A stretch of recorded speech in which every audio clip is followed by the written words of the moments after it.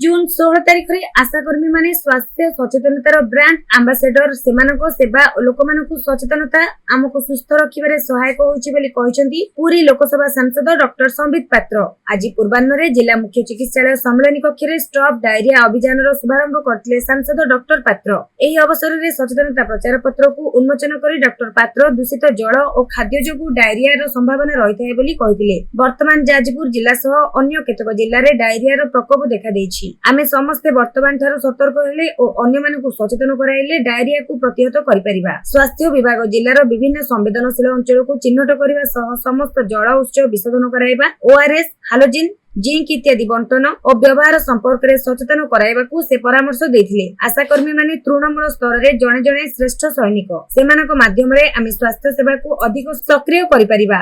आजर विज्ञान और वैषयिक दक्षता समय रे आमे सोशल मीडिया माध्यम रे मध्ये सचेतनता सृष्टि सह स्वास्थ्य विभाग रो पदक्षेप संपर्क रे साधारण रे सूचित करबाकू डॉक्टर पात्र परामर्श देथिले। सीडीएमओ डॉक्टर अक्षय कुमार सतपथी जिल्ला रे डायरिया रो स्थिति, स्वास्थ्य विभाग रो पदक्षेप, सचेतनता सृष्टि और चिकित्सा व्यवस्था संपर्क रे आलोकपात करथिले। प्रारंभ रे डीपीएम श्याम सुंदर त्रिपाठी समस्त को स्वागत करथिले। अन्य मानक मध्य रे एडीएमओ डॉक्टर विनोद कुमार रथ, सूचना और लोक संपर्क उपनिर्देशक संतोष कुमार सेठी, जगतसिंहपुर लोकसभा सांसदों प्रतिनिधि राकेश कुमार विश्वाल प्रमुख जोग देई आलोचना रे अंशग्रहण करथिले। शेष रे मुख्य चिकित्सालय प्रशासनिक अधिकारी अंजलि तराई धन्यवाद अर्पण करथिले। एही सचेतनता अभियान आज ठारू जुलाई 31 तारिख पर्यंत जारी रहिबो। एहा पूर्वरु चलित मास 2 तारिख ठारू डायरिया मुकाबिला पई प्रस्तुत जारी रहिथिला। परे सांसद डॉक्टर पात्र चिकित्सालय परिदर्शन करबा सह परिष्कार परिच्छन्नता और स्वच्छता प्रति सर्वाधिक गुरुत्व देबाकू परामर्श देथिले।